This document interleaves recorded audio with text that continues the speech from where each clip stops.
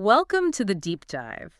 Today we're taking you on, well, quite an extraordinary journey into George Konrád's memoir, A Guest in My Own Country. It really is something. Not just history, but this deeply personal story. Exactly. It's about trauma, yes, but also resilience and this constant search for meaning. Konrad hits you with these powerful ideas right from the start. Like that line about being 11. Yeah, you become an adult from the moment you face your own death.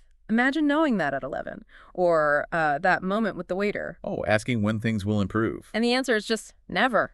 Stark. It is. And those kinds of unflinching truths, those surprising observations, that's what we're digging into today. Right. Our goal here is really to pull out the core insights from Konrad's viewpoint. How these huge historical events actually shape who you are. And memory, too, right? How we remember things personally and collectively. Absolutely. And what does home even mean when everything keeps shifting? Expect some, well, deep emotional stuff, but also a surprising amount of wit, considering... Okay, let's unpack this. We start in Börötyöfalu, Hungary, and the way Konrad describes it, the sensory detail is just incredible. You can almost smell the place. He paints such a picture.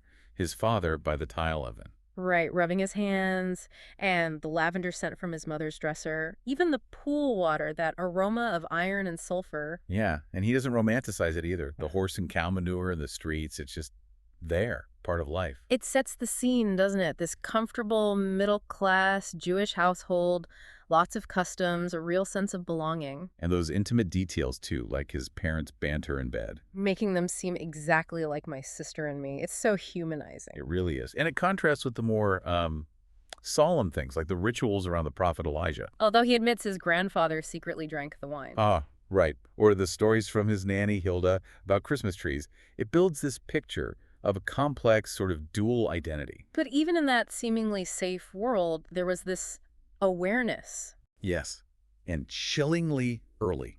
He says he knew from age 5 he'd be killed if Hitler won. 5 years old. Just imagine carrying that, and his mother couldn't explain Hitler's hatred.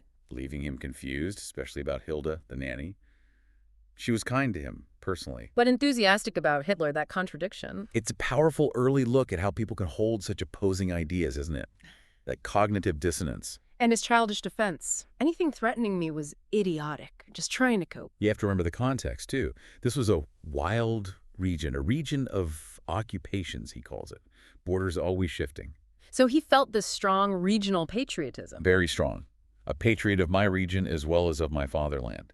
He even felt Nagyvarad was more his than the Romanian king's. And this dual identity, good Hungarians and good Jews. Symbolized perfectly by having both the mezuzah on the doorpost. That little case with Hebrew verses. Exactly. And the No, No, Never plaque, that Hungarian nationalist symbol about lost territories after World War I. It showed how deeply they felt connected to both identities. And it's this very sense of identity, so deeply felt, yet maybe a bit fragile, that's about to be completely shattered. Right. And Konrad points out this shattering forced a huge generational shift. How so? How did his generation react differently to these, well, cataclysms compared to their parents? Well, his parents' generation, they came from a more stable time, relatively speaking. They were businessmen, professionals. Their focus was building, maintaining. Okay. But Konrad's generation, they were forged right in the fire war, displacement, persecution. Their world was destroyed. So they couldn't just rebuild the old way. Exactly. It pushed them towards introspection, towards asking why. They became, as he says, intellectuals and critical spirits.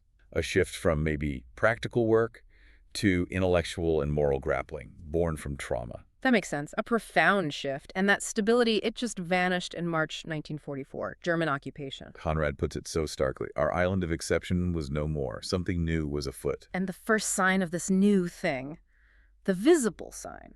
The yellow star. Chillingly mundane in his description. His mother sewing them on. Canary yellow, machine hemmed, 6 by 6 centimeters.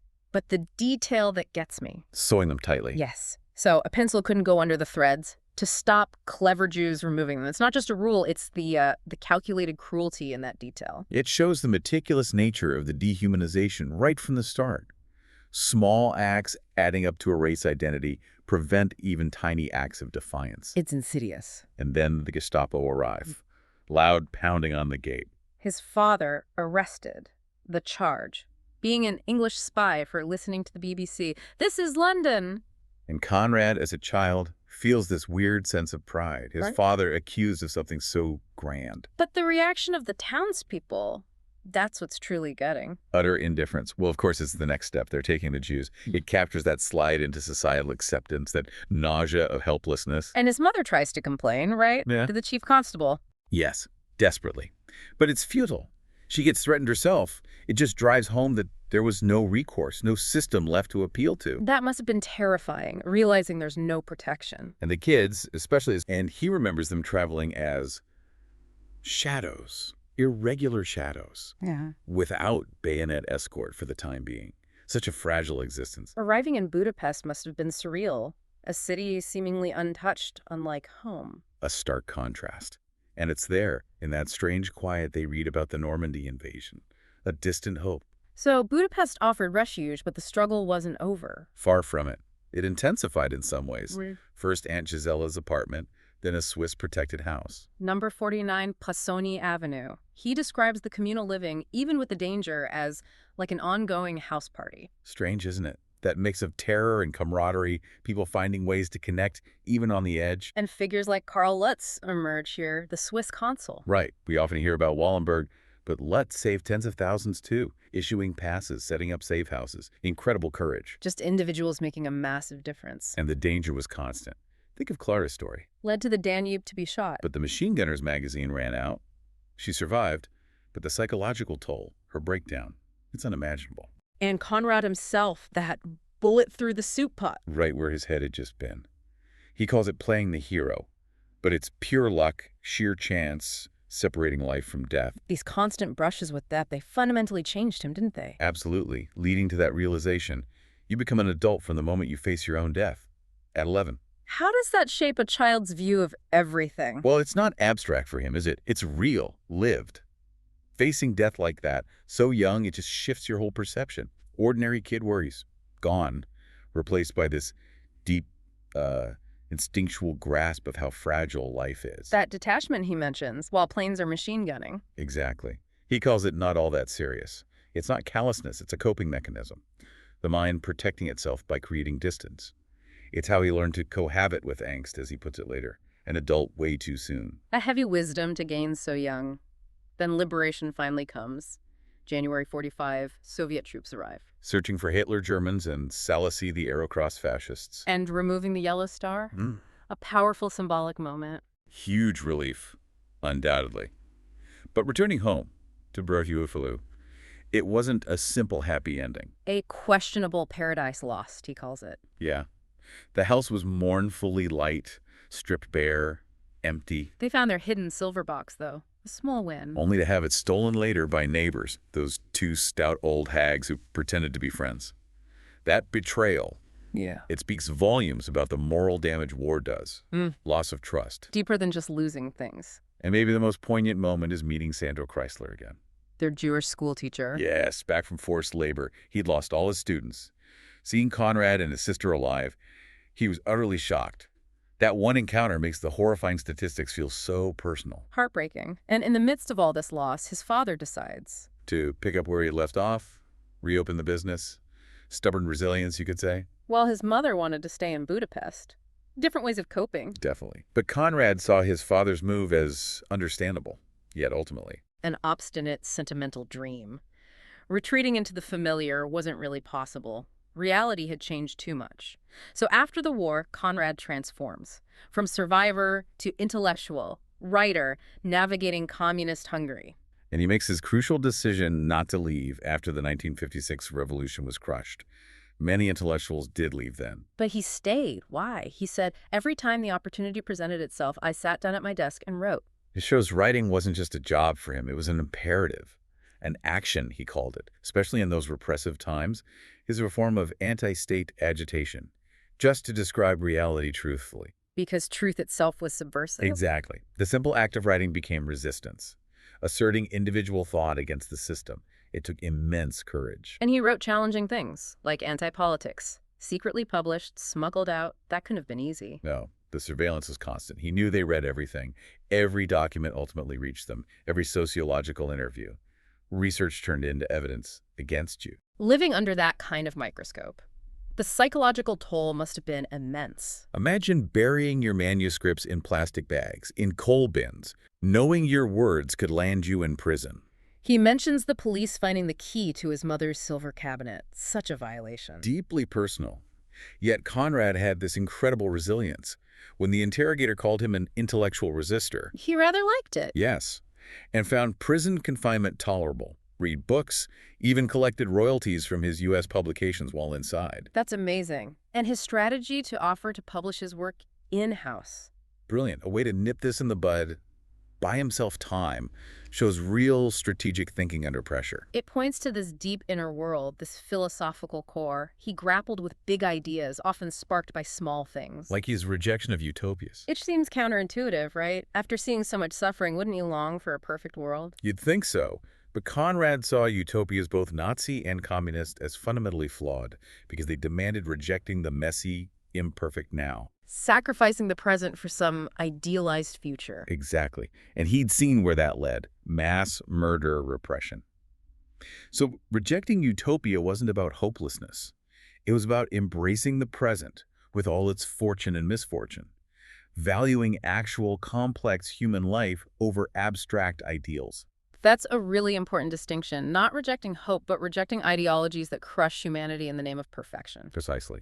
And then there's that other striking thought. Consistent and logical thought leads to suicide.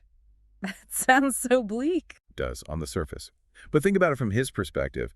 He saw the logical, systematic cruelty of the Holocaust, the cold logic of totalitarianism. So pure reason, faced with that absurdity, might just give up. It might conclude life isn't worth it, but Konrad chose life. His point, I think, is that we aren't purely logical beings. We're driven by illogical things: instinct, emotion, love, humor, resilience. The will to live often defies cold reason. So life's meaning comes from embracing that irrationality, that messiness. Yes, rather than letting logic lead to despair. It's profound, especially coming from him. It really is.